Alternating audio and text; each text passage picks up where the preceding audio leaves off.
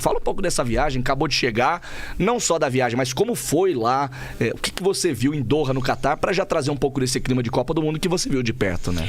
Bom, acho que nós, apaixonados por futebol, apaixonados por eventos esportivos, viver a Copa do Mundo é mágico. Então, assim, ano de Copa do Mundo é um ano diferente pra gente, a gente tem uma preparação diferente, a gente acaba se envolvendo emocionalmente, coloca ali no checklist de coisas que a gente quer fazer, e de fato o Mundial é o meu objetivo desse ano.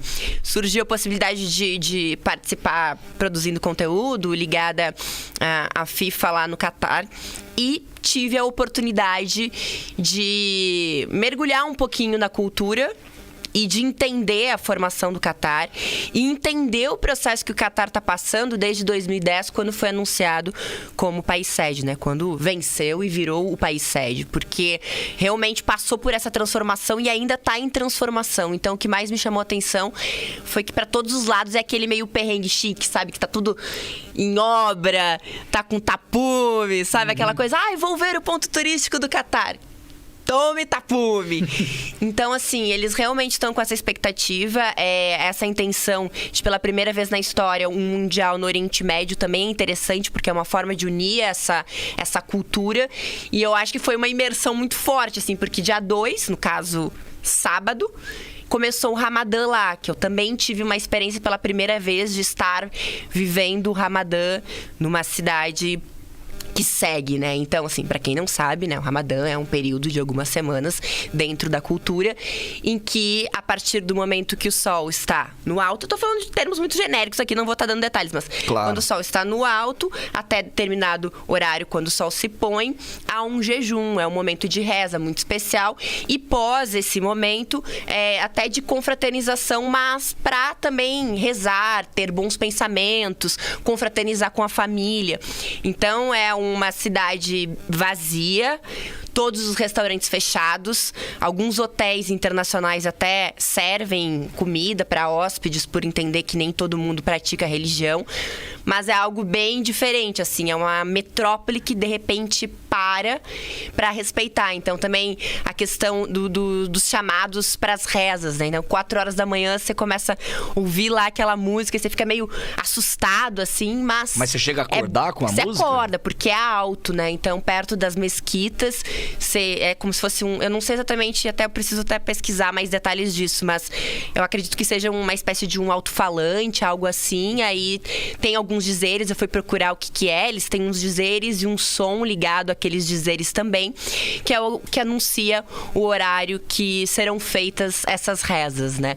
E aí as indicações também, por exemplo, nos hotéis tem uma indicação no teto para onde é a Meca. Então é aquela posição que o praticante precisa estar e estar virado para fazer, então, a sua reza. Então, são coisas muito curiosas, assim, e que fazem a gente também abrir o horizonte para entender essa cultura, para entender essa religião, para respeitar também isso. Então, acho que tem essa parte muito interessante de um Mundial estar acontecendo no Oriente Médio, no momento em que a gente precisa entender mais as diferenças também. Uhum. Tem a outra parte, que é a parte negativa, que é a parte de que a gente sabe que é um país super conservador, que as mulheres têm poucos direitos lá, que muitas coisas aconteceram, mortes de trabalhadores, trabalho escravo também, há investigações ligadas a isso também, e que algumas coisas aconteceram aqui no Brasil também, trazendo para o nosso contexto, que a gente sabe como é que é a organização de um Mundial e o que pode acontecer de errado nesse sentido, né? Mas acho que de forma geral é muito positivo para trazer essa cultura que é tão diferente para os nossos olhos aqui também, sabe? De outras nações. Então isso foi algo que eu gostei muito. Antes da gente mudar de assunto, se o KP quiser, só para insistir nesse ponto, a gente estava junto em Abu Dhabi, fazendo a cobertura do Mundial do Palmeiras. Você, quando fala de Doha no Catar, você até estava me falando fora do ar de algumas experiências que você teve. Eu queria que você compartilhasse isso, porque eu achei forte, impactante, assim, de situações um pouco estranhas, quase que constrangedoras lá em Doha, no Catar, mas você não está fazendo um paralelo puro e simples com a nossa cultura. Você esteve em Abu Dhabi, viu uma realidade diferente da nossa e o Catar te surpreendeu ainda mais em relação a Abu Dhabi, né? Então, eles têm a cultura muito parecida, né? Porque, enfim, praticam a mesma religião e até determinado ponto, acho que foi nos anos 60, não sei se eu tô falando a data errada, mas os Emirados eram muito ligados também com o Catar, com Doha. Depois que acontecem as separações políticas e a independência também de cada estado, e cada estado passa a seguir as suas regras e criar a sua própria constituição, enfim, e ter maior rigor. Dentro dos Emirados, são 7 Emirados, e dizem que Abu Dhabi é o Emirado mais rígido, né?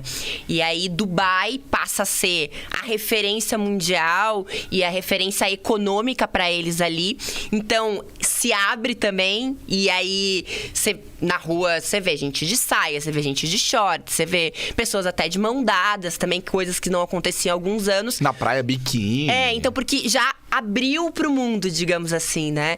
E em Abu Dhabi é mais conservador, né? Você sente que é um clima que realmente você tem que não pode estar mostrando os joelhos, as mulheres no caso, o ombro coberto também, tem essa questão toda do respeito que eu acho que é muito bonita, assim, eu não me sinto incomodada, porque eu sei que faz parte da religião deles e que eu tenho que seguir dentro daquele país, você tem que se adaptar àquilo.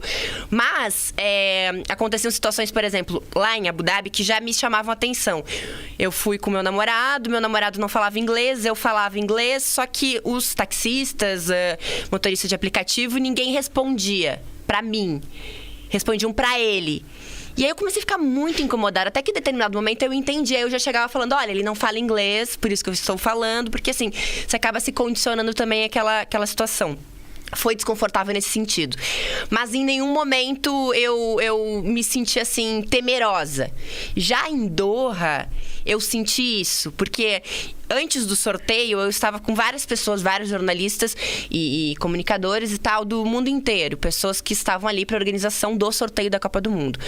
No sábado, eu fiquei sozinha e fui andar em meio ao Ramadã, como eu falei para vocês, a cidade mais vazia e tal. E aí eu fui seguida dentro do shopping. Estava numa loja de departamento, fui seguida, acompanhada por uma pessoa que estava lá local e tal. Então, assim, teve uma tentativa de aproximação. E depois eu fiquei sabendo que isso acontece com mulheres que estão sozinhas, né? Então, foi, assim, me senti um pouco incomodada, talvez, desconfortável com essa situação, assim. E acho que faz parte da questão cultural da mulher, mas talvez tenha algo que... Bom, Doha é uma cidade turística, mas não é uma cidade tão turística. Então, assim, tem um choque também ali de você ver uma turista sozinha, desacompanhada. Então, acho que vai ser muito interessante também essa Copa do Mundo, inclusive para um entendimento local. E a gente buscava, por exemplo, entrevistas de pessoas locais para falar como é que tá sendo pro Qatari, né? Que é quem é de lá, receber a Copa do Mundo. E eles não queriam dar entrevistas. Mesmo que não fosse uma mulher perguntando, estava com um produtor homem e um produtor que falava árabe, e eles não queriam falar. Então, assim, eles realmente são muito fechados. Então, acho que vai ser bem interessante a gente acompanhar esse processo até de abertura e como é que eles vão fazer para recepcionar e como que isso vai ser trabalhado, entendeu? Porque, assim, em termos estruturais, 1000%. Mas e essas coisas dos bastidores, do lado B da coisa?